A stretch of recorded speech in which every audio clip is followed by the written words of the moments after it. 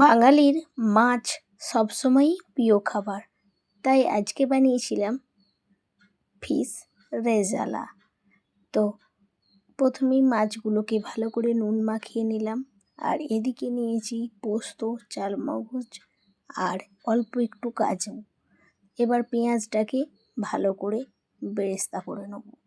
বেরেস্তা হয়ে গেলে এবার এই যে বাদামগুলো নিয়েছি, কাজু বাদাম, কাঠবাদাম, তার সঙ্গে পোস্ত, মগজদানা আর একটু টক দই, আর যে পেঁয়াজটা বেরেস্তা করে রেখেছিলাম সেটা, তার সঙ্গে 2-3টে কাঁচা লঙ্কা নিয়ে নিয়েছি। এবার পেস্ট করে নেব।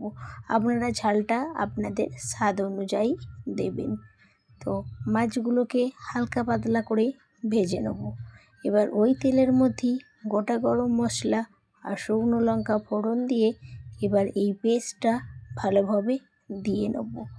বাদাম থাকার জন্য পেস্টটা হয়তো ছিটে যেতে পারে, তাই অনবরত এটা নাড়তে হবে।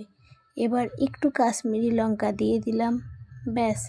এবার ভালোভাবে কষিয়ে নিয়ে মিক্সার গ্রাইন্ডার ধুয়ে একটু জল দিয়ে দিলাম, পরিমাণ মতন নুন মিষ্টি দিয়ে দিলাম, দিয়ে ভালোভাবে কষিয়ে নেব। কষানো হয়ে গেলে যখন একদম তেল ছেড়ে যাবে তখন জল দিয়ে এবার আমি মাছগুলোকে একটু সিদ্ধ হতে দেবো। যখন দেখবেন মাছগুলো সিদ্ধ হয়ে গেছে, এবার পরিবেশনের জন্য একেবারেই রেডি। এটা এত ভালো লাগে না, ভাত কিংবা পোলাও দিয়ে আপনারা ট্রাই করুন।